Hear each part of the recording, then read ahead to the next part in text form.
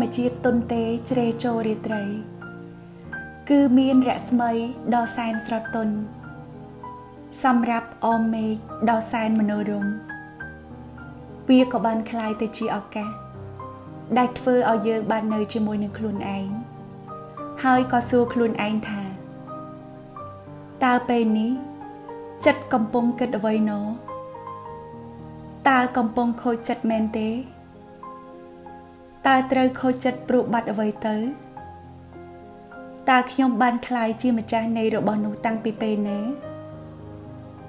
បើពេលនេះខ្ញុំមិនខូចចិត្ត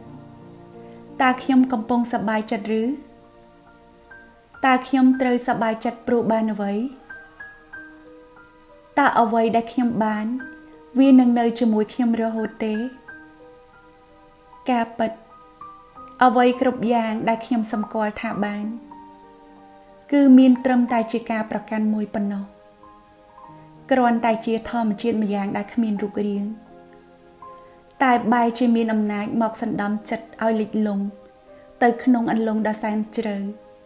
ស្ទើរតែមិនអាចស្រោចស្រង់បាន